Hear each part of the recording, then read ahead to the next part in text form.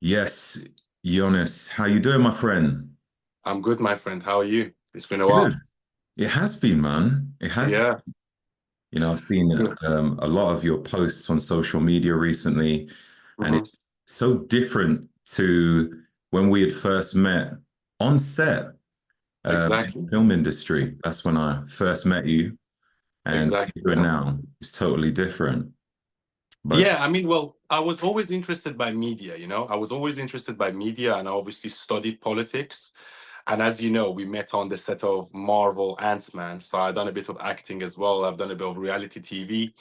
And I like to be in front of the camera, but I don't like to act. Like I'm not an actor, I like to be myself. So I mm, was thinking, like, how can I join my skill sets? I studied politics, I've worked in media, I've been in front of the camera. And then I was like, why don't I just do something like what Patrick Bet-David does or what Piers Morgan does? Just come and give my opinions, but an educated opinion about things. And then I just started posting on social media, man. And it's only been like 7 or 8 months I've been doing this, but it kind of blew up relatively fast. I've got some gigs on TV. I'm working with different outlets now. I'm a contributor, regular contributor on many major platforms. I'm getting starting to get paid for it now, which is good. So I can leave my job. Obviously, I want amazing. to scale it. I want to scale it to a next level, but it's good, man. Things are going well. And yeah, we used to also work in the fitness industry. We used to work in the same gym, but we never saw each I other. know you mentioned, Yeah, Reebok Sports Club. Oh, yeah, it was in third space, Canary Wharf now. So I used to be a right. swim instructor there What and a year was you there? lifeguard. Yeah, yeah, swim instructor. I was coach for swimming. Yeah, I'd never. Yeah, and It's so weird. Like when you told me that on set, when we got chatting and everything, yeah, and I mentioned, yeah, I was at Reebok Sports Club. You was like, me too. And yeah, I'm sure it was supposed to be overlapping around the same years, but how I yeah. never saw you there. I don't know. I don't because I used to live in East London as well. I used to live in Meat House. The West Ferry, West Ferry. Okay, The yeah, yeah, yeah. West Ferry station on the DLR. So I used to go there, and it was a great because I was working there pretty much all of 2015, 2015/2016. I don't know if that was the same time you were there, but I had Mm, shifts other places as well. I mean, I met Ulysses, your friend. I had a hmm. picture with him as well. You know this guy Nima? He was a fitness instructor, Nima Saya. You've been on stage with him. I've seen a video of him and you on stage together for Well, some bodybuilding we competition, like competed together. competed. Competed, yeah. He showed me a video and he was also working in Reebok Sports Club, but I think he was a fitness instructor there. Right. He knows you because I spoke about you to him and he knows clearly perfectly who you are. That So was, maybe let you me do. think. That was probably around 2013, if we Yeah, competed together. yeah. Was it in London? Probably, I'm not sure. I think so. Right. Maybe in Canada, I don't know. Probably London. Right. I know I also competed in Vegas for WBFF, so I don't know if he competed overseas. I'll Um, send you his profile. I mean, I'm pretty sure if you still see his face, you know him. Like he doesn't bodybuild anymore. He's got a job in IT. that's wild. Yes. That's so Yeah. interesting. Yeah. Just like, for instance, you acting, and then all of a sudden, the things that you're doing right now is more politically related. It's so different. What got you into acting anyway? Since I met you in on set, I'd be Yeah. be very interested to know. So when I left university, I started working in like finance and then I started working in marketing and then like marketing events, all kinds of different things. And then I was always interested by acting. Like it was something that I always wanted to do. I was in love with movies ever since I was a teenager. Like I used to research them. I knew who the directors were, who the actors were, how much even the budget was, how much money made in the box office. Like I was obsessed. So I always wanted to be an actor, right? And I also done like an acting course when I was 18 for 2 years. It was like a performing arts course. So it was always in the back of my head to do acting. And when I was also in college, because I went to university and I was doing this course on the side as I was in uni, the acting course. Oh wow. Yeah, yeah. And at the time, my friend and like two of my friends from college where I was doing the acting, we picked up a camera and we just went in the street, like doing social experiments. It was very popular back in the day. Like you know, trying to go in the street and getting girls' numbers or doing some prank on someone, like, you know, funny stuff, really Yeah, funny yeah. stuff. And actually, my videos, the first video we had, we got 150,000 views. The second one had 600,000 views. And that was a lot of views back in 2012, a lot Mhm. of views back in 2012 on YouTube, you know? But for some reason, it didn't work out. The guy that I was, you know, in college with, he ended up leaving to go to Portugal. And so he had all the equipment, and I didn't really have that much money at the time. So I didn't really go and buy equipment, and I just kind of got left. Anyway, like a couple of years go by, and one guy I was working with, he was like, you know, by the way, I was an extra in Tarzan. I was like, whoa, that's really amazing. I was like, oh, what did you do? He was like, yeah, man, you had all these fighting scenes. You should go. Like, I think they'll really like you. I was like, cool. I end up going, like, applying for it, for a like different roles, different extra agencies, different acting agencies. And funnily enough, within 2 or 3 days, I got a job in Aladdin. But this is back Right. in 2017, yeah. And that was like, I was like, that was quick. So I ended up being in Aladdin. Like that was my first ever extra role, but it was actually quite a good extra because it was very featured. Like if you watch Aladdin, you see me clearly like standing next to Will Smith and standing next to Aladdin when he's doing a backflip, and I'm like clapping the whole time. Mm. And that was like a very interesting experience because, you know, I get to meet Will Smith and I get to, you know, just be on set. I was like, wow, this is actually quite a good gig. And that I was working full time then. I was working full time. This was like a side hustle. And then I started getting other roles and other roles and other roles. Anyway, so I started building my portfolio within 3 or 4 years, just doing extra roles on the side. It wasn't like really my main thing. Yeah.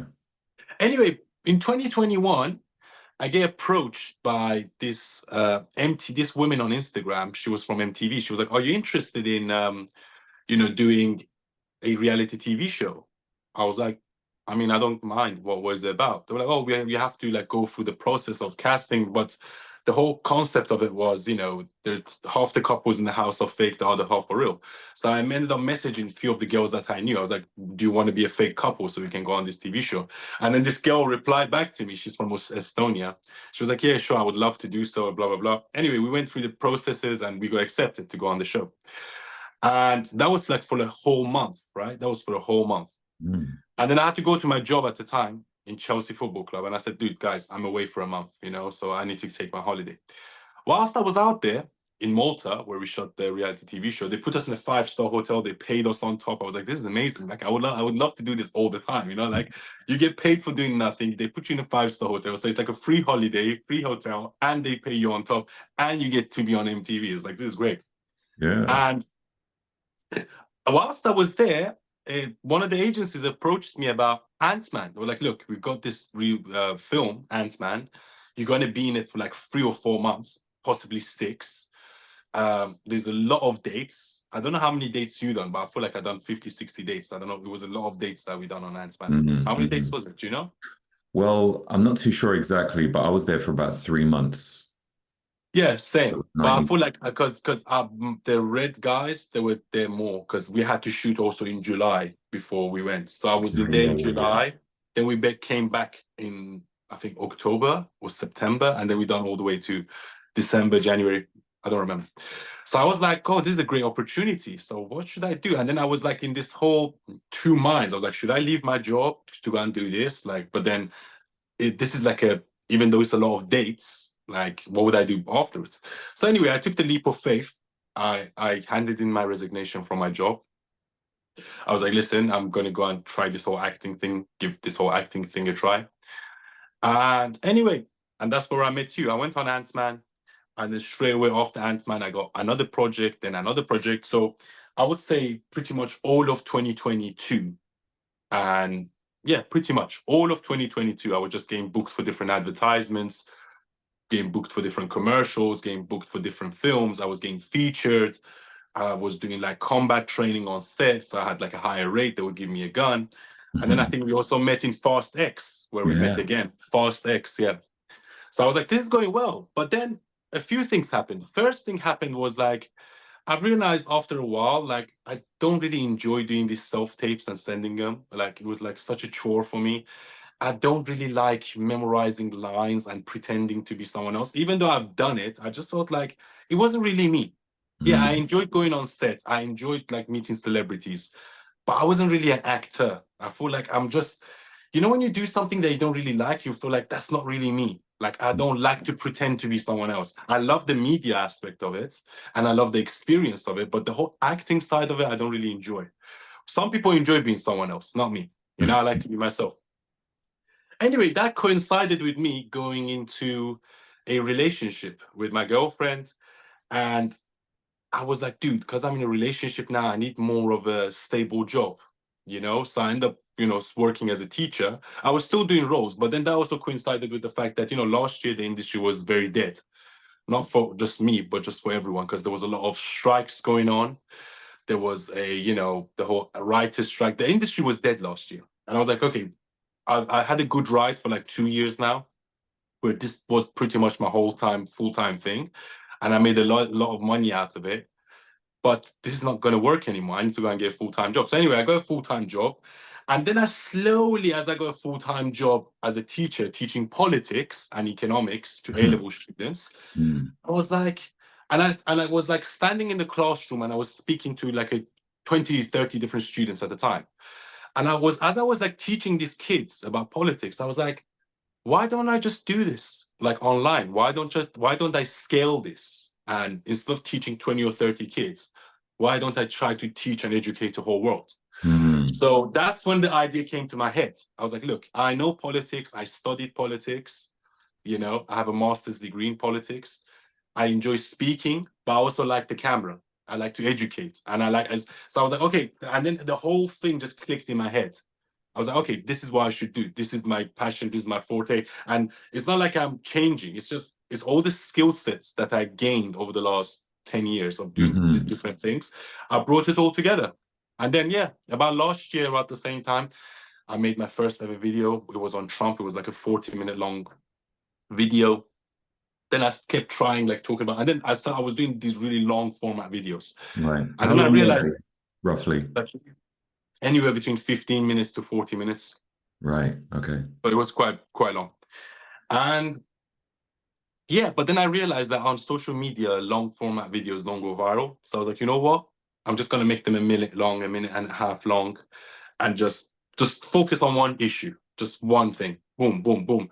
And then once I started doing that in January this year, I went viral a few times. And then that kind of like took off my page.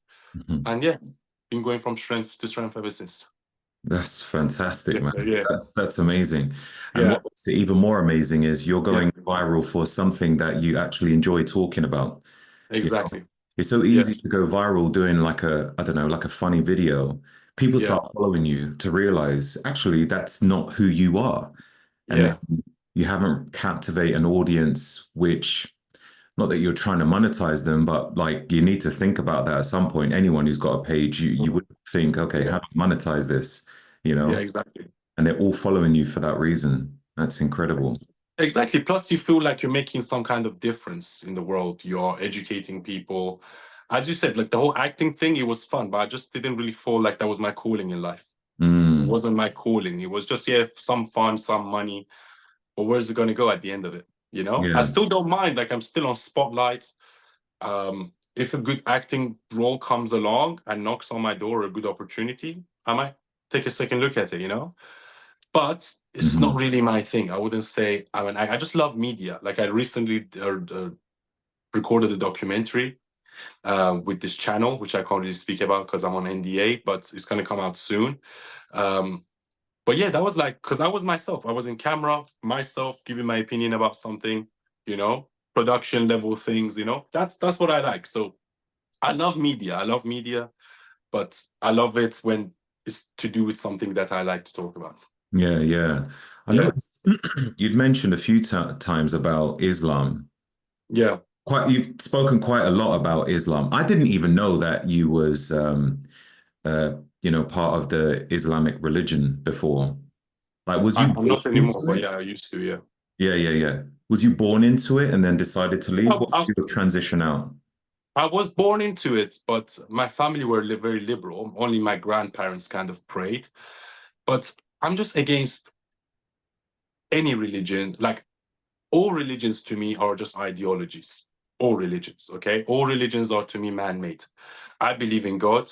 I believe that God is an energy and a frequency. I feel like every single person has their own relationship with God. And it's not for me to tell you what God is, and it's not for you to tell me what God is. I just feel like religion, organized religion, especially Islam, are very dangerous. And you have to really understand it. And I really do understand Islam because I studied it, like I was obsessive about it. I studied all religions deeply. And majority of the things that I say, even Muslims themselves don't know it says that in the Quran. Like I tell them, like, dude, it says that in the Quran, by the way. They're like, no, it doesn't say that. I'm like, okay, go on, chapter 29, verse 9, read what it says, you know? So they just don't get it. And it's not like I'm trying to diss Muslims and I'm not trying to offend anyone. I'm Mm. just trying to expose what I know and maybe free other Muslims that are still in that mental cage, Yeah. because some people don't realize that religion is just a mental cage. There's a difference between spirituality and religion. Huge difference, And you what know? made you, what helped you to make that decision? Okay, I don't want to be part of any ideology. Spirituality is more for me. Well, that's a long story because when I was 15 years old, I obviously come from a Muslim background, yeah? Mm. And when I was 15 years old, well, I came to school to this country. I ended up going to a Catholic school. And then I realized, well, the Bible says this, and then the Quran says something completely different. Like, there's no way both of them could be right. So one of them is right, right? And then Mm. that's why I became an atheist. I was like, okay, you know what? All religion is frankly bullshit. It's just man-made, blah, blah, blah, whatever it is. And then after 10 years, I had a very strong psychedelic experience where I just completely changed my mentality towards the world. And I realized that God is real. God does exist. God is an energy and a frequency that vibrates through everything. And we are part of it. We are not a drop in the ocean. We are ocean in a drop. We are God. We have the spirit of God inside of us. And I feel like every single religion in the world tried to capture that spiritual feeling. And they just done it in their own historical context. Islam done it in its own historical context. Christianity done it in its own historical context. And that doesn't mean, all religion are 100% right, but at the same time, it doesn't mean all religions are 100% wrong. These are just old wisdoms. That's why we shouldn't put ourselves in a box, because that becomes an ideology. You have to learn from each religion. Every religion has something good to say, and every religion has something bad to say. Even Christianity, even Judaism, Yeah. all religions. So I just that's my transition as a person. I don't have anything against people that are religious. I just wish people understood their own religion. I Mm. wish they understood the historical context in which their religion came about. I wish they understood what it says in their holy book. I wish they understood what the prophet said and what their prophet done, because a lot of people don't, especially in Islam. Yeah, I And find, that's what I try to expose. I'm sorry? And then that's what I try to expose or Yeah. enlighten. Or, or, Yeah. or educate people on. Educate. Yeah, yeah, Yeah, exactly. I think that's really important because, if you're going to choose a religion, then read all the facts and try not to be just biased without all the information. You Exactly. can be a religious person and a good person. I know some really good religious people, but sometimes it's like people who become vegans, they become a Yeah. bit aggressive with it. Exactly. Anyone that is so adamant about anything, like their ideology, whether it is Islam or Christianity or being a vegetarian or being a feminist or being a Marxist, like anyone that just puts themselves too much into something, I feel like that's a mental health issue. I really do. I don't think like life is black and white. Life is not Mm, black and white. Life is 50 shades of gray.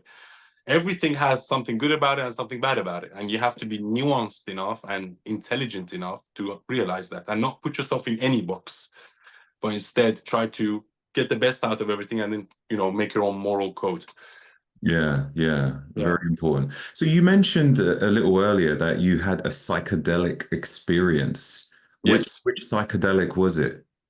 So I've tried mushrooms and I've tried LSD and I've also tried DMT. And these are just psychedelics that open your mind to many things. I don't know why they're illegal because I think it's a war on consciousness. There's a lot of studies done about it that people that do it, they tend to report higher openness and they tend to, report more contentness and their life changes.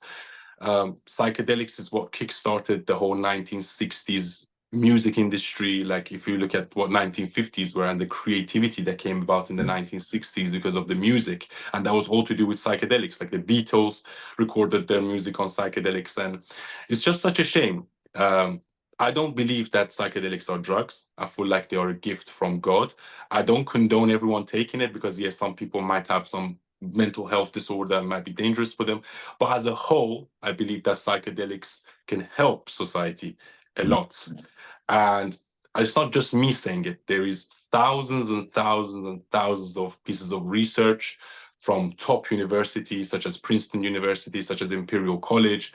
There are many people that have appeared on Joe Rogan podcast that talk about it extensively. There are many documentaries about it. So I feel like every single person in the world should try psychedelics at least once in their life, whether it is mushrooms or whether it is LSD or whether it is ayahuasca, which they do in Peru in the jungle, where you do it with a shaman. Most people that do it, they report a positive change, and it's almost beyond words. Like you cannot explain it. You know, it's like is you kind of meet God in a way. You see everything as a vibration and a frequency. And that's what Nikola Tesla actually said. He was like, if you want to think about the universe, think in terms of frequency vibration. Yeah, Yeah. yeah. I've So, tried I've tried a few things. I've tried shrooms, yeah. LSD, Mhm. what's the other one? MDMA? I don't think MDMA is a psychedelic though, but it's No, quite but good. Yeah. it's pretty good. Or maybe it is I feel actually. like just Yeah, reeling off drugs now. yeah, No, I understand though. When I yeah, tried LSD, it was a total different feeling, to be honest. I yeah, felt like really open. I felt more connected. I felt like I wanted to do more things with myself. yeah, Um, I do want to try ayahuasca. I know you need to speak to a shaman and go somewhere like, yeah, Peru, you mentioned, have a yeah, specific diet and all that yeah. jazz. What's the next thing for you in terms of psychedelics? Would you try more or I feel like I've got the message that I need to get already. got you? I don't need to do it. But I feel like I haven't tried ayahuasca yet. Hmm. Um, so I've tried DMT though, which is an active component in ayahuasca. So you Yeah, could tell say me I've about tried. that. Tell me about the experience with DMT because it's like I know it's like a shorter version. I know ayahuasca lasts, it could last a long time, like Yeah. up to an hour or longer, whereas DMT is like maybe 5 minutes or 3 minutes. Yeah. So my experience with DMT, I didn't actually have quite a breakthrough because apparently some people have a breakthrough and they're just not here for 10 or 15 minutes. But I feel like I kind of touched the gates where I saw a tunnel of lights with these beautiful geometric shapes around it. And like, you know what people experience, like a near-death experience where they see a light, they see God in a way, and they go through this tunnel. And funnily enough, I saw this monkey like telling me, or this alien, this elf telling me, come with me, come with me. And it's weird because everyone sees that. It's not just a hallucination, which makes you think that it may be a intergalactic kind of being and you're connecting to a whole different vibration, to a whole different universe. Who knows? Because if it was a hallucination, then people would be seeing different things. You would see an elephant, I would see, but everyone kind of sees this monkey slash elf thing that's guiding them through the experience. And it's just these beautiful 4D, 5D shapes that you cannot even explain, and they're all intertwined, but they're all in beautiful unison and beautiful patterns and geometry and stuff like that. Mm. I want to do it again because I want to have a big breakthrough, because I want to know what it's like to be on the other side. And they're actually doing a study now in Imperial College, weirdly enough, that they give someone DMT and they give them another thing on top to make their trip last longer. And that's at the effort, in an effort to try to map out the DMT realm. They're Hmm. trying to realize what this realm is. So what these tunnels are. So they're trying to make a map of the DMT realm. So that just shows you that's real. There's something real there that's almost just beyond our comprehension. And DMT is something that your body produces when you're born Hmm. and what your body produces when you die. And sometimes it produces it when you're dreaming. So you have DMT in your body right now. Every living thing has DMT in it in small quantities, Okay. So it's just really interesting. I think they call it the spirit molecule. The spirit molecule. I think Yeah. it'd be good if we just knew how to tap into these particular Yeah, molecules without, any external things. You've true. got some people who are able to, connect with the quantum realm. They can speak Mhm. to spirits and all that sort of thing without any substances. Yeah, I think that's powerful. What do it you is, but think? maybe it's not the same feeling because some people say they reach certain levels with meditation. I Mm, mean, I find it quite difficult to meditate, to be honest. But I'm trying. I don't even know how to meditate, to be honest. I just try to focus on my breathing, and then every time I think of something else, bring it back to my breathing, which is quite boring. Don't get me wrong. Like I don't think I can do more than 5 or 10 minutes before I go crazy. But yeah, I'm trying. I want to see how it goes. So yeah. yeah, yeah, yeah. So, man, you spend a lot of time talking about politics, and obviously you studied politics. You've got a master's, and to be honest, for me, I don't spend any time watching the news. I don't know what's going on in the world. I feel like, Don't watch the news. I don't. That's always told because the news lies to you anyway. Don't watch the news. So hey, you did the right thing. You did the right thing. look, if you want to know what's going on, but you want to Yeah. keep away from the news, and you don't want to be following any fear factor, where'd you get your information? Well, at the moment, I think X. I think X has become this platform for truth. Ironically enough, Mm, because people post there, and also you need to understand it on a deep level to know what's true and what's not true, and what the mainstream media narrative is. And so maybe it might take some time for someone to understand fully to what's going on in the world, mm, because for example, like I didn't really like Donald Trump back in 2016, and that's when I was just graduating from uni. And I realized that I only didn't like him because of what the mainstream media told me about him, not because of his own speeches. So I ended up actually going and listening to his own speeches and doing my own research about what he was as a person beforehand and stuff like that. And I realized that after 4 years of his presidency, I realized like, oh, you know what? He was actually a great president. The economy was doing well. The stock market was doing well. Unemployment rate was at its lowest ever. World peace, no Gaza, Israel, no Ukraine, Russia, no China, Taiwan. No, he didn't start any new wars. But every time you turned on the news, you would have thought the world is collapsing, when in reality, it was the opposite. It was actually the mm, opposite. So this is what I mean. And the only reason why they didn't like him is because he wasn't part of the establishment and he wasn't part of the whole mainstream media narrative. He was a populist he was an outsider that came and took power in Washington. And that's why they didn't like him. And he was saying things that upset the status quo.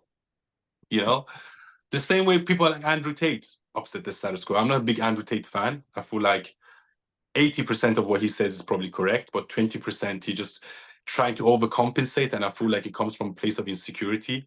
Someone that tries to act tough so much all the time, they're trying to cover up a internal insecurity. And I just kind of think maybe that was because of his father. His father never approved of him. So he has to have this tough guy persona all the time to compensate for that internal insecurity. But he's someone that speaks a lot about the so-called matrix and the mainstream media and the narrative they push. But I knew all that stuff already. I knew that all that stuff already. Nigel Farage is another one. Anyone that speaks the truth, basically, that doesn't fit in with the mainstream media narrative, they dislike you. And it's funny because they first try to cancel you. They say, oh, he's a racist, he's a rapist, he's a Islamophobe, he's this. They try to cancel you. They try to remove you from all platforms. When that doesn't work, they try to throw you in jail. So they've done the same thing to Trump, and they've done the same thing to um, Andrew. Tate, Andrew Tate, yeah. And that didn't work. So guess what? The third thing was they tried to kill Trump, and that didn't work. So it's just funny to me that this guy is such a threat to the establishment that they tried to kill him, but it didn't work. So that just shows you who you have to support in the upcoming election. There's always so Mm. many debates on things floating around on social Yeah. media as to like, was that a real assassin or was that, just like fake? They planned it out to make out that Trump is a different sort of person. I don't know. But do you I ever mean, come across that sort of stuff online where they're like, oh, was it real? Was it not? Was it, perfectly angled that way to graze his ear? yeah, I mean the establishment is the one that made it up, saying, "Oh yeah, it was staged. It was staged." But can you imagine how can you stage such a thing? Let's just go through how stupid that is. So they go and tell someone, "Oh yeah, so you need to go and kill Trump, but you shouldn't quite kill him. You should hit his ear from 130 yards away, and you have to do it at this specific time that he's turned his head. So imagine the margins of error. Like imagine the guy fucked up and actually hit him in the head, right? And then they would tell the guy, yeah, so after you're done shooting him, we're gonna kill you. Okay? So what are you talking about, dude? Like, how can it be fucking staged? Yeah. I think in a way it was staged. That how did the shooter end up going on top of the ceiling, and there were people screaming there's someone on the fucking ceiling, and then the security doesn't do fuck all. And that's the conspiracy for me. That's Yeah. the conspiracy. How did the guy manage to get 8 shots away? And it just shows you that maybe the Secret Service wanted Trump to that, you know? Hmm. So that's the way, that's how I see it. I don't think Trump staged it. I feel like probably the Secret Service or someone within the establishment staged it. The guy fucked up and they had to kill him. So it is what it is. Yeah. Yeah. It's wild. It's wild. I try to keep my head away from all that stuff on the news because you're always Yeah. going to have these crazy debates, what's true, what's not. And I'm like, but at first, just like yourself, when you listen to mainstream media, it does seem as though Trump is a bit of a crazy person, says real outlandish things. But then Mm. when you do your own homework, you're like, actually, he's a sound guy. He doesn't speak politically correct all the time, but Yeah. you know where you are with him. There is no sugarcoating. He's just telling you Yeah. as it is. Exactly. And that's why they don't like it, because I feel like politics is a world full of lies. And you have to fall in line with the puppet masters and how what they want. And the puppet masters are basically people that control all the money. So the asset managers, places like BlackRock, Vanguard, State Street, these massive trillion-dollar companies that have ownership of all types of different stocks, the biggest companies in the world, and they all have a narrative, they all have an agenda, they all want to control things. And when someone like Trump becomes president, and Trump is already a billionaire, so he didn't get into politics to get rich, and he didn't get into politics to get famous either, because he already had fame. He was probably one of the most famous people in America. He was number one on TV for like 25 years. So he didn't need fame, he didn't need money. And that kind of allowed him to stay as it is, and stay the truth, and Mm, expose, the deep state, or, as he calls it, the swamp, the Washington swamp. Because majority of these politicians that become president or senator, they're career politicians. Like they join the Senate, they go up the ranks, they work, and they're in politics to make money, and once they and the system in America especially, and even in the UK, like once these politicians retire, that's when they make their money.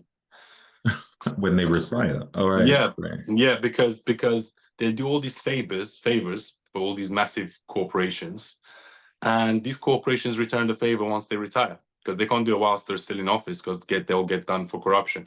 But then they go and give these speeches. They give an hour speech. They get paid like 200K for an hour speech. What kind of a speech is worth 200K? But that's how they funnel money, or they give them stock options, or they give them free property, whatever, money, bribes. And so that's how politics works. That's why politicians don't try to upset the established order. Because if they do, they know long term they're not going to get paid any money. So they just find, you know what I mean? So Yeah. that's what it is. Yeah. It's so funny how when when everything is falling apart and everybody, the citizens, people are speaking up about it, it's like it falls on deaf ears. But when it gets close to an election, Mhm. all of a sudden, politicians are addressing these points. It's like they're Mhm. quiet during the time of all the turmoil and issues. But when it comes Mhm. to election time, this is what we're going to do. We're going to do this and we're going to do that. I find that quite a lot, even when it came to, you know, who's running the country now? Labour in, Keir Starmer. huh? Keir Starmer. Keir Starmer. I don't even know who that is. I don't Keir know. Starmer, Prime Minister, Labour. Okay. Yeah. Um, the MPs, they come to your door and they're trying to be your best friend and stuff like that. I'm like, Yes. I don't trust any of you guys, man. Mm. No, you shouldn't either. I mean, to be honest with you, the only party that I kind of trusted was the Reform Party and Nigel Farage, which I Mm. worked for. And he also is another guy that said it like it is. You know, he made his money in finance and he made his money on TV. He didn't really need to get into politics to make that much money. He already like best friends with Trump and he travels to America all the time. He's the one that also says it like it is. And that's why the establishment doesn't like him. And you have the same story here. Oh, he's a racist, he's this, he's that, blah, blah, blah. And that's the game they play. That's the game they play. When you don't fit in with the mainstream narrative, they try to do character assassination. And so usually the fakest people that win in politics, like Keir Starmer the guy is a born sellout. You can just tell by the way he talks, you can tell every single word is scripted. He has no charisma about him. He's like a robot. And the guy's a communist. Like, honestly, how can you like throw people in jail for what they said online? Like, what kind of freedom of speech is that? And What's that? You threw so someone. basically now the guy is trying to introduce these draconian, online safety bills that if you have a opinion online and if that opinion doesn't fall in line with the mainstream narrative, you can get arrested and you can get thrown in jail. Like, can you imagine? So that there's no freedom of speech anymore. You can't even speculate. You can't even speculate, you know? How do you govern Uh, that if that's like, because it's online, isn't it? exactly. But who also decides what's true and untrue, and who decides what's offensive and not offensive? Yeah. Who Yeah. decides that? Does Keir Starmer decide that? Fuck him. You know? No, but honestly, I'm telling you, the guy is an absolute moron, and people are standing up to it because ever since he tried to introduce his online state, he's got a massive, massive backlash, and his approval ratings are in the 20s now, like 20s. 26%. Only 26% of the country approve of him. So Wow. the other 74% don't approve. So that just shows you the thing's not going to work. I feel like all it is just more control from the globalists. And, because they try to control everything, we're moving towards a cashless society where what you spend, you cannot have cash anymore. So everything you spend is, controlled by the central banking system and a digital currency. And that's how they will control things. The same thing is happening in China. This has been happening in China where they have AI cameras, where you have a social credit system. And the Yeah. social credit system is basically your credit score, but in a social sense. So if you're caught doing jaywalking, and this actually happens in China, this is not a joke.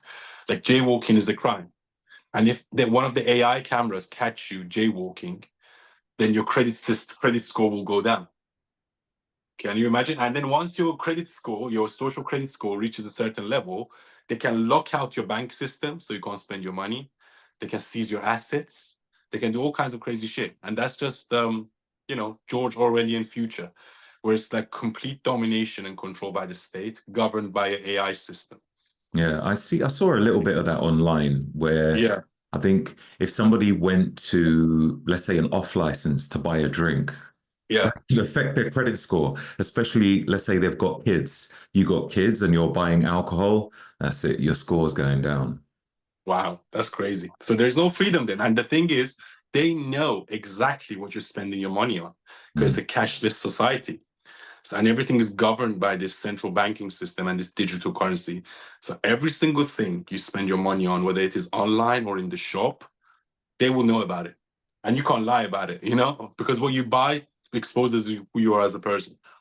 How can you sell that as a concept to people that this is going to benefit you? I don't think you can, but I feel like that's why they try to use these protests to push such narratives.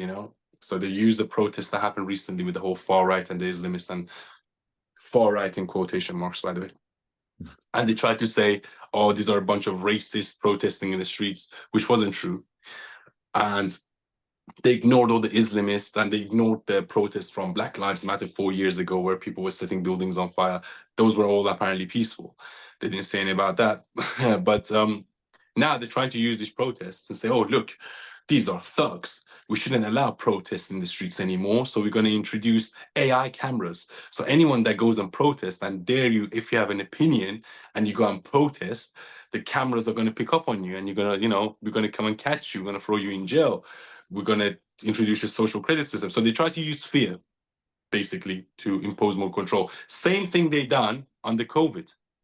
What did they do under COVID? Yeah. Oh, yeah, there's a new virus. Everyone has to wear a mask. Oh, yeah, everyone stay at home. Oh, 2 meter distance. Oh, you need to go and get a jab. They forced the jab on people. People didn't want to take the jab. They forced people the jab. Oh, you can't travel. You can't work. So that's how they force it. You know, they spread fear. They spread fear, and then through that fear, they seek to control.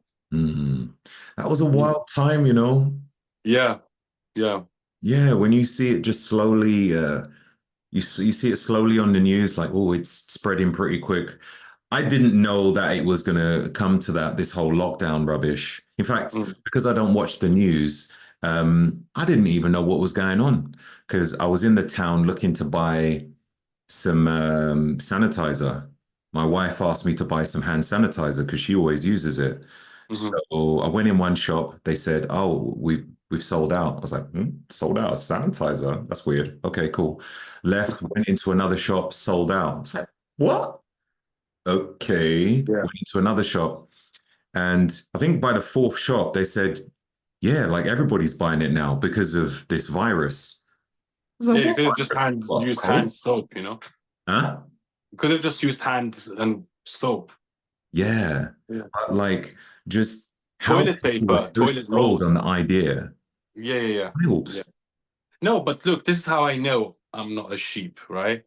Because I tell you, and I tell this to everyone all the time, I had the best time of my life during COVID. And the reason is that A, I was getting paid for my job and I wasn't doing nothing. So that was great. So it was like a long holiday. They had to pay me, you know, even though they paid me only 80%, I had the best time ever and I was doing fuck all. So Hmm. great time. Second reason is that I'm smart and I go and done some research online about COVID-19. I realized that it's a respiratory disease. It doesn't affect you unless you're really old. And the average person that dies from COVID is 81, you know, and people die in their 80s anyway. So even if you like, you shouldn't worry unless you have asthma or you have to. So I was like, what the hell? So they're trying to lock down whole of society to protect like less than 1% of the population, because that's exactly what happened. They Hmm. locked down the whole of society to protect less than 1%, right? And because I knew those facts, I knew that that virus wasn't as deadly as they say. Some people even had COVID. They didn't know they had COVID. That's how mild it was for someone. Like they had to get tested to know they have this deadly virus. Like if it was a Hmm. deadly virus, you would know about it, right? And as I said, I had the best time of my life. I went to house parties, you know, I didn't have to like invite girls on a date. I just invited them straight to my house, you know. So it was a great time. Like I didn't have to spend as much money. I got the you know, deal closed. It was a great time. I increased my network. I increased my, because you go to house parties, you meet all these people, and Hmm. when you go out to someone's house, you get to know them more up close and personal. So I had a great time. Don't get me wrong, I had a great time, and that's because I have an open mind and I don't fall for mainstream narrative. I do my own research and I make my own decisions. I realize the virus is not as deadly as they say, and this whole thing is a big scam. I'm not saying COVID didn't exist, but it was massively overstated. Like, oh, even the number of deaths they said was massively overstated. Because someone used to die and they said, oh, well, he had COVID in the last 4 weeks. Yeah, but he didn't die from COVID. He just had COVID in the last 4 weeks, in the last 28 days, they used to say. So the guy could have died from like heart disease, or he could have crashed. And Hmm. they said, well, he had COVID in the last 28 days. We're like, well, what's that got to do with it? So I think even the number of deaths was massively overstated. There was a lot You of know, amplification on that. Yeah. amplification, yeah, yeah. Even times if someone fallen, I don't know, got involved in a car crash, Yeah, death certificate, what COVID. the hell? And then they what guess what they done? They introduced the jab, they introduced the COVID passes. They just basically done it to control, you know, control. But actually, one thing that COVID exposed, which I rather liked, is that work from home. Because overwhelming majority of jobs, you don't actually need to go to the office. Mhm. Yeah, some jobs like the acting job we do, if you're a builder, if you're a doctor, if you're, but actually, majority of the jobs that we do. You just need a laptop and a Wi-Fi, and you can do it from anywhere. You know, look at us now. We're doing a podcast. You know, you're in East London, I'm in West London, so we don't need to meet in person. And I feel like that was one of the positives of COVID, because people can work from home, because imagine how much time you spend just getting out of bed, getting ready for work, traveling an hour to work, traveling an hour back. Like, it takes like 3 hours out of your day just Mm. to go to work. But nowadays, a lot of the jobs are hybrid or work from home. So you can literally roll out of bed, make yourself a coffee, get online, and start working. So I feel like that's what the positive thing about it was, you Yeah, know? yeah, yeah, definitely. I mean, Yeah, during that time, you said it was the best time of your life. That's funny. yeah, yeah, That's when I actually started up the podcast, funny enough. yeah, I was like, well, can't go anywhere. And my younger brother mentioned to me, why don't you start up a podcast? So I thought I might as well. I know a lot of people, a lot of smart people, mm, functional medicine doctors, naturopathic practitioners, scientists, actors, um, content creators, social media influencers. I thought, yeah, let me just have a chat with them one by one. And cool. yeah, and it was fun. So I was actually learning a lot from them. That was like part of the education I was getting during that time. And Yeah, I've pretty much got a gym in my garden, so I didn't need a gym. I don't ever need a gym. I've got all yeah, the equipment I need at home. yeah. So I We was can just do calisthenics. You can, push-ups, pull-ups. Yeah, that's why I do. exactly. What's your views between on the politics between what's his name? We was talking about him earlier, Trump and Kamala lady. I think Kamala Harris is just an absolute fraud. I don't even know how she got into that position in the first place. I feel like, first of all, in the Democratic primaries 4 years ago, where Biden won, she finished eighth or ninth. And she was performing so bad in the primaries that she had to drop out. Like, she didn't even get one vote. She just dropped out because she knew she had no way of winning. So she's not even popular with the Democrats themselves. She's not even popular with the Democrats themselves, right? And the only reason why she got the vice president role is because she was, black and a woman. So Biden, being a virtue signaling idiot that he is, he wanted to do a DEI hire, diversity, equity, and inclusion hire. Right. And he just basically picked her because she was black and she was a woman, right? And now, yeah, I really believe that, because obviously, look, she's clearly not there based on competence. She dropped out of the race. Like, she literally had to drop out of the race because no one liked her and no one was voting for her. So Yeah. obviously it's not based on competence. It's based on something else, right? And now she's in this position where she was the vice president. So when the president drops out, automatically the vice president assumes the role. And I just can't see how anyone is stupid enough to vote for her. The only reason why you would vote for her is probably because you hate Trump and you just want to vote the other way. But in terms of even if you look at her record, she was a terrible attorney general in California. And it's funny because they say, oh, if you're black, you have to vote for Kamala Harris. Kamala Harris was basically the person that passed draconian drug laws in California, which actually ended up affecting the minority community the worst. So we had black guys getting caught with like a gram of weed and then having to go and serve 10 years in jail Oh my because they had a God. gram of weed on them. And she was the one that passed these laws. So you're telling me, oh, you're black, you should vote for Kamala Harris. Look at what she done in California. Look how many people she locked up, how many black people she locked up because of like they had like a gram of weed on them.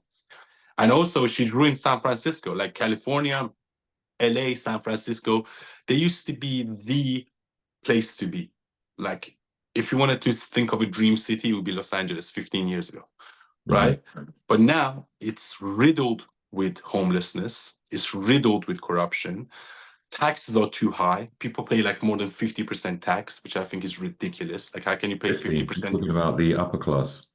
No, like even average people, because if you take into account state tax, federal tax, healthcare insurance, blah, blah, blah, if you add all those things up, property tax, it comes up to about 50%. That's wild. So it's not even worth living there. Like, you have to be earning minimum six figures just to be able to survive. Not even living luxury life. You have to be earning six figures just for you to be able to survive. And like, again, combine that with the fact that it's not even worth living there because it's riddled with homelessness. And because people Mm. don't have money to live in California, everywhere you go is a homeless. So it's not even a nice city to be in with, you know, like, because as soon as Yeah. you walk out, you see hundreds of homeless people like walking around. You're like, what the hell is this? And finally, she's just again, super left-wing person. Like, I think her policies are terrible. She was the border czar. She was in charge of the border, but she ruined, like, she, apparently 11 million. The lowest estimate is that 11 million illegals have entered America through the southern border during her time. 11 million. And that's a low estimate. It could be up to 20 million. And these people are coming from South America. They're part of drug cartels. And this becomes so easy to go to America through the southern border now, where people from Africa are traveling to Mexico and then just basically catching a bus. People from Iran, people from Pakistan, people from Afghanistan. It's the new thing. Literally, go to Mexico and then go to America through the southern border. And these illegals, I'm being serious, 20, almost 20 million people have illegally, that's a whole country, bro. Like But London is 10 million. London is 10 million people. Like imagine London times two has entered America in the last 4 years through the southern border illegally. You know, that's insane, right? And she was in charge of that. She was the border czar. So imagine the amount of crime these people will bring. I'm not saying all illegal immigrants are bad, but you can't have unvetted immigration. And mhm. it's funny because these people, they enter America illegally, and then the American government doesn't have the power to deport them.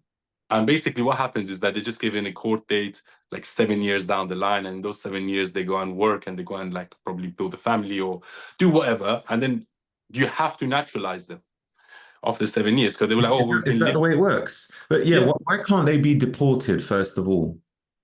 because of some laws that they have, like catch and release, or they have to be given a court date. They have to be given a court date, and because so many illegals, and that's if they get caught. A lot of them don't get caught. Um, they get given but there's so many illegals, they get given like a court date from 5 years time. You know, so in those 5 years, the guy's gonna go work, the guy's gonna go build a family, the guy's gonna do whatever. And then once by the time he gets to court, like, dude, I've been working, I've been building a family, you can't deport me anymore. And they Mm. probably agree with him, and they just have to. And sometimes, you know, it's funny because they do the same thing here. They get like good service. They're illegals. They get put into 4-star hotels, and they get given a weekly allowance. I'm being serious. Oh yeah. Yeah. So I feel Weekly like, dude, allowance on what? What type you of know what we should allowance? do? We should rip up our British passport and go to the America through the southern border. Life is cushy that way. Because if you want to go through the legal route, it's actually really difficult. The legal route, you have to apply and you have to be like an outstanding individual, and you have to go through like many, many interviews, and you have to spend a lot of money on a lawyer and this and that just for you to get given a green card, and it takes a while as well. Mm. But like, who would even want to go to America legally? Like, you know what I mean? I think it's better to go illegally now. It seems Yeah. like it's making a lot more sense. Yeah, That's yeah, yeah. wild, man. That's wild. What's your thoughts on the LGBTQIA? There's probably more letters. Plus, plus. Movement. I mean, the more letters keeps every adding. week we have a new letter added. Yeah. What do you think about this whole movement? Do you think it's helping that kind of minority group to be known and seen? Do you think it's needed? Do you think it needs a bit more refinement? What's your thoughts? No, I don't think it's helping them at all. It's actually making a mockery out of them. Okay. And I know some gay people that actually despise, they hate LGBTQIA plus plus. And the reason for that is that, you know, Douglas Murray, he's a very intelligent man, and he's appeared on Piers Morgan a few times. He's a very prominent writer. Also, I have a personal friend of mine, Darren Grimes. He works on GB News, and these are both gay gentlemen, and they are straight up like they're gay, but they're like proper, like professional, hardworking people. And they say we hate LGBTQ because it makes a mockery out of us. You know, all we wanted was equal rights, well, to just the right to get married, to just to have a partner without being discriminated against. And now we have the LGBTQ coming and say, oh, there's 25 different genders, and oh, we should have a minority, like you know, what's the word for a young person? I know. Minor. Yeah, a minor surgery. Like you can be 5 years old and take hormone blockers. No, you can't. What the hell? And you can have a sex change before you're 18 because you feel like you're a different person. And that's just ridiculous. And they have all these extreme agendas. And Douglas Murray describes this perfectly in his book and says, look, all these social movements at first, they have a point and they are probably correct, right? The LGBTQ movement started as just, we want equal rights, okay? We're gay, we want equal rights, we want to be able to have a partner, we don't want to be discriminated against, and that's fine. But then they reach that level where they get that right, and now because of all of a sudden this whole movement has become a behemoth of money and political power. Once they reach their objective, they're like, oh, we need to keep this going. Like we can't just stop here. So they come up with other things, and that's why over time, all these social justice movements, they end up going in the wrong direction. Same with the whole race thing. Like, you know, Martin Luther King, amazing guy. He wanted equal rights for black men, of people of color, really. And I'm a person of color. But guess what? Black people have now the same rights in America, in the UK, and everywhere else, you know? So now all of a sudden, Black Lives Matter comes along and they start building, and they, oh, yeah, you have to give us reparations for. It's like, what the hell are you talking about? What reparations, you know? Like otherwise everyone would be entitled to a reparations. The British would be entitled to reparations from the Romans. I would have to say, oh, I'm entitled for reparations, you know, against the Arabic conquest that came and ruined Persia. You know, well, at what point do you stop? At what point do you stop? Like every country was at some point invaded by another country, you know? So all these social justice kind of movements, whether it is LGBTQ, you know, racial equality, feminism, they start off right. And then after a while, once they reach that level where they need to reach, they go in the wrong direction. And that's because they're usually money, usually influence. Because once you reach that goal, then the whole movement has to evaporate because you've reached the goal you wanted to reach. And that was equality. You've got that point, but now you have to go on someone's, you can't stop now. Okay, let's put the rainbow flag everywhere. Yeah, let's say everyone is, you know. So I don't agree at all with this whole movement, and I think it's actually doing a lot more damage to gay people than rather than helping them. Mm. You know? It has definitely gone in a very strange direction to the point Yeah. where if you just question someone who doesn't look like a woman or doesn't look like a man, they take offense. And I think even, you know, they want to be called Caesar, they, them, and all that sort of stuff. It just gets weird, you know, just gets Yeah. weird. I don't think it's as maybe publicized here in the UK. They, them. But the thing is, it can change from day to day. So every time you have a conversation with someone, oh, what's your pronouns? Like, imagine how retarded that is, like how stupid that is. Hey, what's your pronouns, man? I'm not a man, I'm a woman. Okay, so what's your pronouns? They, them. And the Yeah. next person, next day you meet the person, oh, it's actually he, but with the X.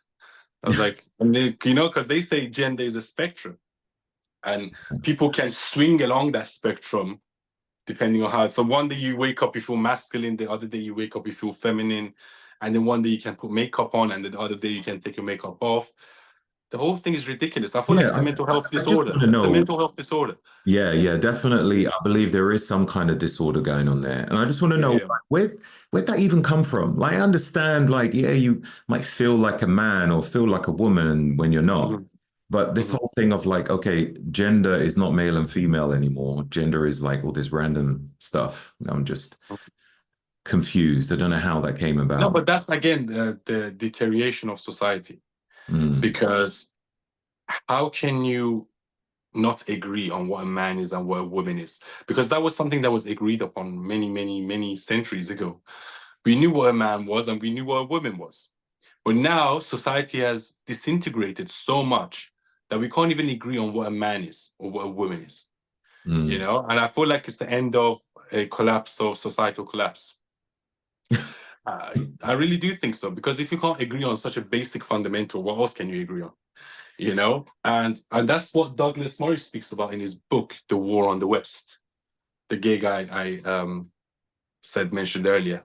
And Yeah, he describes that all these movements are actually gonna, and what's gonna take the West out and is the rise of wokeism. And wokeism is basically LGBTQ, feminism, BLM, all these different social justice warrior type movements. free Palestine, stuff like that. That's the woke mind virus, and the rise of Islamism. And it's the unholy marriage of these two that will Mm, take the West out. mm, And now we have a bunch of virtue signaling, weak-minded, self-loathing idiots that don't stand for anything, so they will fall for anything. So they will say, yeah, there is 25 different genders. Yeah. Women shouldn't compete with men in men's sports or women's sports. Oh, yeah. There is racial injustice. We should all take a knee and pay reparations. Yeah. And then that will take society out because they don't understand the facts. They don't understand the facts, and they're just so much of a coward that they can't stand up for what's right and what they believe in and say the truth. why are people so weak like that? To Yeah. me, it's almost just common sense. You don't need to Yeah.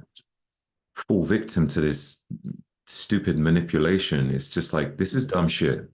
It doesn't make sense. Yeah. The I don't know, a male and a female boxing, and the guy is clearly beating up the woman, like, but What the he's fuck? wearing a sports bra or whatever. It's like, mate, this is dumb. Yeah, and the thing is, it's not just about testosterone, it's about chromosomes. And men have XY chromosomes and women have XX chromosomes. And no matter how much hormone therapy you have, that's not going to change.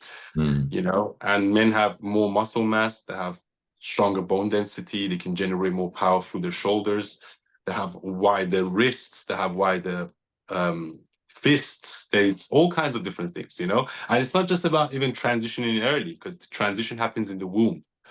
A male gets hit with testosterone in the womb, you know, mm, because all cells are female at first, and some of the cells get hit with testosterone, they become men, and that's when the chromosome changes. So this whole thing happens even before you're born. So the fact that you think you can change after you're born, even you transition at 5 years of age, it's not going to happen, mate. And mm, that's unfortunately, some people, look, I understand that some people are gay, and I understand maybe some people, they feel like they are born in the wrong body. But I just don't buy this whole thing. I really don't. I feel like transgenderism is a mental health disorder. I yeah. really do. Because I feel like, look, you're a guy, you like other men, just be gay. Like, you don't need to transition to being a woman. Just be You, gay. Just you accept you're gay, just you accept you're Cool, gay. man. Like, That's I don't cool. understand this. And the thing is, funnily enough, uh, transgender people, they commit the most suicide after they transition. So it's actually not even good for them. Like, the rates of suicide, I understand maybe some people have transitioned and maybe they're happy with the decision that they made. All power to them. But as a whole, I think this idea to think you're something else is a mental health disorder. I think so. Yeah. Yeah. And Yeah. for you to be able to go and get that sort of surgery done as well, that's wild. Yeah. Like you can go to the doctor and be like, yeah, just give me some breasts or, chop them off. Yeah. Uh, just to be able to have that done. I remember watching a video recently where this guy was with a microphone just speaking to random women. He was talking to one person who looked like a woman, but then when it turned around, you just see the beard mark where they'd shaved, but like, the outlining of the beard. And he was like, wait, are you a man or a woman? And they took offense to it. Like, I think if it was clearly a woman, they'd probably laugh it off, sort of Yeah. thing. But a person who is trans, they seem to They get get very offended. They get offended. really offended because I feel like it's a deep insecurity within them. They want Yeah. everyone to think that they're women Mm, when they're not. So they actually try to force everyone into their world narrative. That's why I find it ridiculous. Oh, it's the world's fault that we feel so oppressed and feel so insecure. No, it's your own fault. It's the same with fat people. Like, fat people, like, oh, we don't want billboards of fit people. Everyone should look like us. No, there's no. Look, having a nice body takes a lot of work and dedication, right? And mm, that's why it's something you can aspire towards. That's why you can put on a pedestal and say, look, I want to look like that, because it's not easy to look like that. mm, You have to train hard, you have to eat properly, you have to sleep properly. But nowadays you have, models, plus size models in a gym outfit. And I'm like, what the hell? Like, that's not something to aspire to be like. And it just Yeah. shows you it's all marketing and it's all evil, actually, because what they do, they try to tap into people's insecurity. They say, oh, look, we're so inclusive. We've added you on our billboard, even though you're plus size model. Instead of trying to glorify the right things in society, saying, no, actually, you know what? You should get fit. You know, Mm. it's not that difficult. You can lose some weight. It takes dedication, it takes some hard work, but it's the best thing you ever done. But now what we're trying to do is to glorify weakness, to Yeah. glorify mental health disorder, to glorify just being a loser, you know? And I don't agree with that at all. I think there is definitely a fine line between that.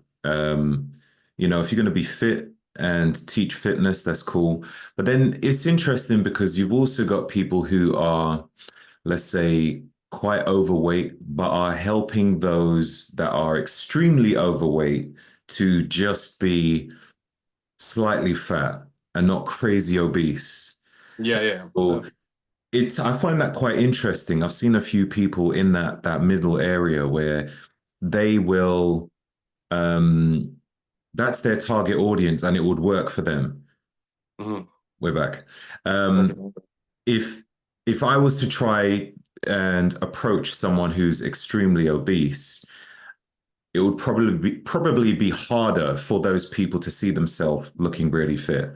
However, Mhm. from obese to just slightly fat, it's like, Yeah. oh, do you know what? I see that's possible. Do you know what I Yeah. mean? Yeah. So that's quite interesting. Um, yeah, I think there's a fine line with the whole body positivity. Um, I think you need to learn to love yourself. I mean, should you hate yourself because you're overweight? It's like, well, no, you should love No, yourself. And I no, think of course. it's important to share with people that you do love yourself, but it's a difficult one. It's like, well, I you feel don't like we love should yourself. always aim. It's like, Mm. We you know should what I mean? always aim to be better. You can never look, anyone that tells you you're good just the way you are is not your friend. You can improve always.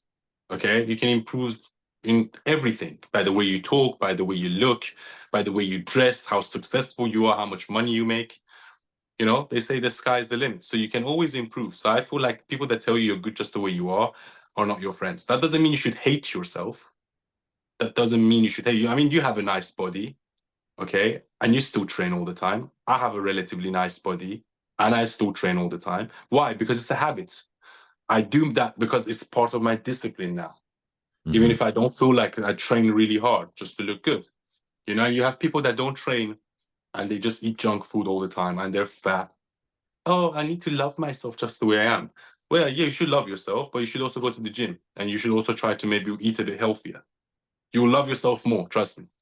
You will end up loving yourself more when you put yourself through that pain, whether it is to go to gym or whether it is to work hard, or it is to, set an objective and achieve that objective. You will love yourself more, trust me. Yeah, yeah. I mean, yeah, yeah. Sometimes it's not even down to how the body looks, because I've known Yes. of at least a couple of people who looked really good. Yeah, body Ended up dysmorphia, committing huh? suicide. Huh? Body dysmorphia. They had body dysmorphia or Well, who knows? They suffered from depression. all right. I mean, that's a And, different that's a different conversation altogether. Like mental health disorders, we have to take seriously. Um, Look, everyone goes through their ups and downs. Everyone has been depressed from time to time. Everyone has been anxious from time to time. I think you just have to work through it and take it. I know people, go through to therapists and they take medicines, but at the end of the day, look, everyone goes through their up and downs, and you can't really use that as an excuse. I'm not trying to condone people killing themselves, not at all. I feel like if you have a problem, you should go to a therapist and you should seek help. However, no one's happy all the time. This is another thing I don't. No one is ever happy 24/7 of the time. You go through your ups and downs. Some days you're on a high, some days you're on a low. You just have to get shit done. That's just life, mhm. Regardless of how you feel, you just have to get shit done. You set the objectives, you go and get it, regardless of how you feel. And that's a sign of a mature person. Mm, right, Mm. right. So for the person who doesn't seek help and commits suicide, they're immature. No, I'm not saying that at all. I'm saying if you have problems, go and see a doctor. Right. Go and Right. see a doctor, go and get help, go and talk to someone. I'm just saying, we have a generation of people that say they are depressed. And I just feel like if they got their lives together, they wouldn't be depressed. Like, okay, dude, you're depressed, go to the gym. Try to have a six-pack by the end of the summer. Try to train. Let's see how you feel then. Or you're depressed. Usually I feel like, and I'm speaking on personal terms, maybe a lot of people agree with me. When I have anxiety, it's more because I'm not doing something that I know I should be doing, and I get anxiety because of that, Hmm. and that's a sign of a productive high achiever. When you're not being productive, you feel anxious, and I feel like actually majority of anxiety and depression in our society comes from not being the best version of ourselves. I Yeah. really think that, so I feel like overwhelming majority of people, I know there's fringes, and I know there's some people that are suffering from real mental health issues like schizophrenia or whatever they might be suffering from. But overwhelming majority of people, I feel like if they just got their life together, if they found their passion, if they worked hard, if they worked out, 95% of the problems would go away. Yeah. Definitely. Definitely. I Yeah. think there's a lot of planning involved there. I think meditation is very important as well. Yeah. Eating properly, sleeping properly, all these things. Yeah, they all connect with each other Yeah, because yeah, yeah. good sleep helps to balance your, well, different parts of your body, circadian rhythm, the Mm. cells in your body fires up better. More REM sleep allows your brain to function better. If that's functioning better, you'll be thinking better stuff. Yeah, You exactly. eat garbage food, that's going to affect the way you think as well. If you don't train, get physical movement, that is going to Yeah, affect the way you think. exactly. Balance That's those true. things out would be great. Exactly. I want to ask you, what's your thoughts on crypto? I'm sure we'd spoken about crypto before. Is that an area that you venture in at all? I did venture in it in the last few years. I luckily sold all my crypto assets before the market crashed 2 years ago. Oh, okay. Yeah, sorry. I have a bit of an infection.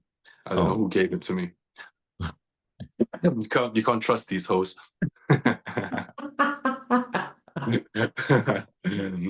Anyway, that's hilarious. um, so basically, I had a bit of a crypto holding. A couple of Mm, years ago, I sold everything, but I know a few people that do crypto for life, and they're just proper traders. And I feel like the best strategy for crypto is probably, people try to get rich from it quickly. I don't think that's a good strategy because the majority of the coins are going to go to zero. So I feel like what the best strategy would be just to buy the main coins, Bitcoin, Ethereum, Solana, maybe a couple others, mm. and just hold and just hold. Hold for 5 to 10 years. It will eventually go up because it goes up, then it crashes, then it goes up again, it crashes, then it goes up. But if you hold it for a long period, overall it's going to go up. So maybe you will 2x, 3x your money in 5 to 10 years, but don't expect something miraculous and ridiculous. That's my stance. Right. You got Yeah. people who are day traders, and that's specifically that they focus on for like, money in, money out, money in, money out, money in, money out. And some of them make a great deal of cash. And then you got those, as you mentioned, get their money, bam, just gonna put that there, chill. Look, I was reading about this actually, the index fund, what the Mm, index fund is. So the index fund is basically the whole market. You buy the whole market, right? And the whole market gives you an average return of about 12% per year. And only 85%. So if you buy the index fund, you outperform 85% of the traders. Because those traders that make money, it's only like 15% of them that make more money than the whole index fund. A majority of them actually lose money, or one day they win, one day they lose, right? So I think the best strategy in investing in general, I would say, whether you're investing in stocks or investing in crypto, just buy the fund or buy the main coins, hold, invest 10K, 20K, whatever you have. Just put it in there, index fund 10, 20K, crypto 10, 20K, just leave it in there 10, 15, 20 years. I feel like that's the safest strategy. mm, Okay. Because, if you want to be a trader or if you want to be a proper investor, like, Warren Buffett used to say, you have to do so much research. Like, you have to go and read the company's background, see where they are going, what's their philosophy, what problem they're solving, what's their cash flow like, all these different things. And imagine there's thousands and thousands of different companies. So you have to Yeah. go through all of them and just to be able to make a smart decision. Right. And who's going to do that unless you really want to, go. But I feel like the best thing to do, buy the whole markets, buy the index fund. You're going to expect about 12% a year, which is actually not bad. I did Because in 10 question. years or 8 years, you double your money. Yeah. Yeah. 8 years, did you say? Yeah. So 12% then basically. So if you leave 100 grand within 8 years, you will probably have 200 or 196. Mm. So Is that the general trajectory of it's the any? average. It's the average 10 to 12% per year. Right, right. Okay. I've always questioned like, all right, so for instance, if you're a property investor, you can get Yeah. someone who is a who actually goes out and sources properties for you, like does Mhm. the homework for you, Mhm. and can be like, okay, this is a great investment. It's in this area. It's got this much yield a year. This is your monthly, Mhm. monthly income. This is how much you need to invest in and all that sort of stuff. If Mhm. there's any refurbishment needed, this is the cost, blah, blah, blah. And they just get it all mapped out for you, saving you the time so that I'm going to be making money. Yeah, It's like, yeah. okay, cool. I'll pay you this fee. I'm gonna buy this property. Like I've often wondered if there's that sort of service for crypto, because that's not an There area is. that I'm familiar with. I've got a few hundred here and there on some different crypto, and the ones you've mentioned as well. Mhm. Bitcoin, Ethereum, Solana, I think Mhm. XRP as well. Mhm. There's probably some other ones here and there. Mhm. Um, I mean, there is people like that. I mean, there is people that charge a fee, they're financial advisors or they're asset managers. I depends. Depends what you want to do. and it's a question I of, think it's are they always a good to seek reliable help. source? It's always good to seek help, but to be completely honest with you, I don't think anyone knows whether the market is going to go up and down. As the saying in Wolf of Wall Street goes, is that we don't know if it's going to go up, down, sideways, or in circles. We don't Mm, know. Nobody knows. So I feel like those guys that say, "Oh, I'm sure this coin is going to blow up." I mean, look, there's a lot of insider information, but the insider information are classified and they're between only a few people. right. So unless some people have insider information that, oh, Apple's going to release a phone tomorrow, so invest in Apple tonight because the stocks are going to skyrocket tomorrow. It's Mm, it's all a game, and it's funny because actually a lot of politicians in America, they get insider information. They're like, okay, well, this company is going to do this tomorrow, so let's invest a bulk of money on that specific stock because we know it's going to skyrocket tomorrow. So it's mm, all to do with internal information. Some people have it, some people don't, and if you don't, it's almost impossible to know what's going to happen. mm. Yeah. So what about Forex? Do you invest in Forex at all? No, I No, don't. at Not all. interested. Oh, okay. All right. All right, man. Good Cool. conversation. It has been. It has been. Yeah. I appreciate your time, bro. Seriously. And again, I love what you're doing, man. I love what you're doing. Really, just out there being a spokesperson for a lot of us who want to say certain things, but you're out there actually doing it. You have because you've got a political background, you know Mhm. exactly what to say in front of the right people, and you're Yeah. speaking for all of us. And I really appreciate that. Continue Thank doing you. what you're doing. I'll continue to share, any of the good content that you post out there. Where can people find you so they can see what you do and ways they can support you? So I will send you all my links. So maybe you can put it on the YouTube and on the Instagram. Obviously, we'll do a collaborative post on Instagram together. But my handle on Instagram and on YouTube is Youness Rocks. So YOUNESSROCKS. And on TikTok and on X is Youness Rocks again, but it's only one is in the middle. So YOUNESROCKS. But Youness Sadegiani, if you just put my full name, I'm sure if you just put a list of my links under the video, that would be great. I'll send them to you or in the title. But yeah, find me and hopefully you won't be disappointed. No, they won't be disappointed. No. You got so much great stuff that you share. You're Thank always you. sharing new things that surprises me every day. But Youness, thank you so much for your time today. I really appreciate it. And I hope we get to talk again. Sure, definitely, man. Thanks for having me on. Nice one. God bless you, sir. God bless. Yeah. Till next time. Bye bye.